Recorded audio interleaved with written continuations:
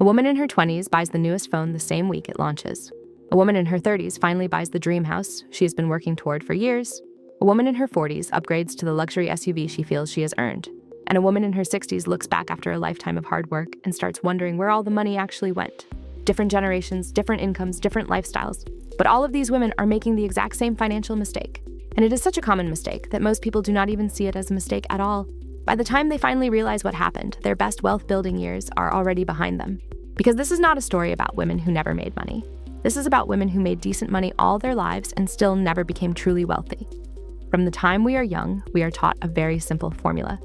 Earn more money and life gets better. Get the degree, find a stable career, get promoted, buy a house, upgrade your lifestyle, and eventually success is supposed to follow. On paper, that sounds reasonable, but in real life, it often works very differently. Every generation earns money differently, spends money differently, invests differently. But somehow they all fall into the same trap.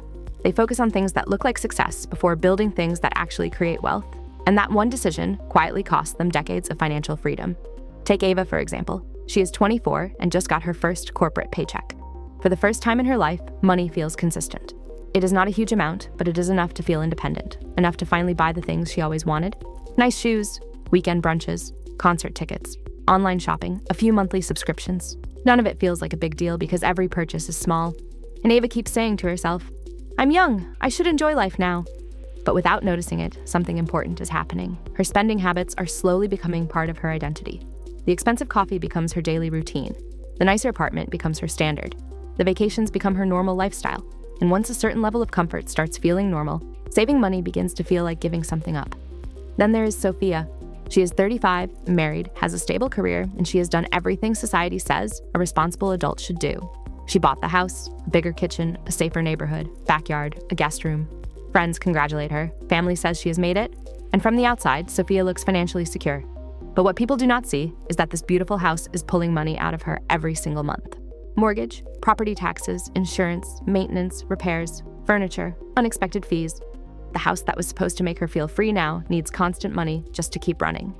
And because those monthly obligations are so high, Sophia cannot invest as much as she should. She cannot take career risks. She cannot start the business she secretly dreams about. She owns a bigger home, but she has less freedom. Then comes Natalie.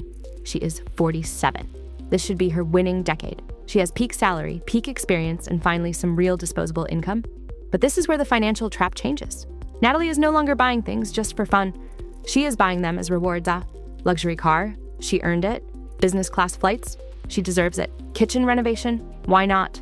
And this is where it becomes dangerous. When income is high, reward spending feels justified. So Natalie never thinks of herself as careless. She thinks of herself as successful. But month after month, some of her best earning years are being spent on comforts that do not build long-term wealth. And then we meet Eleanor. She is 68 and has worked for 40 years. She never thought of herself as irresponsible. She had a career, raised a family, owned cars, took vacations, lived what looked like a comfortable life. She assumed that earning steadily for decades would naturally turn into wealth. But retirement has a way of exposing the numbers very honestly. Her house is valuable, but it does not generate income. Her possessions are expensive, but they do not create freedom. Her savings are much smaller than she expected. And for the first time, Eleanor realizes something painful. She spent 40 years paying for a lifestyle, not building a system that could support her later. So what is the one financial mistake every generation keeps making? It is not just bad investing. It is not low salary. It is not inflation. The real mistake is much simpler. People use every increase in income to improve their lifestyle first and only think about assets later. And that order changes everything. Because lifestyle gives instant satisfaction, assets give slow, invisible results. Lifestyle feels good today. Assets protect your future. And most people naturally choose what feels rewarding right now. Now imagine two women each get an extra $1,000 every month.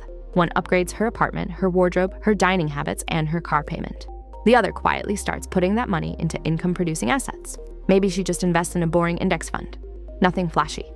10 years later, both women may look almost the same on social media, but financially they are in completely different worlds. One became more dependent on keeping her income high. The other slowly reduced her dependence on work itself. That is the invisible difference between looking rich and actually building freedom.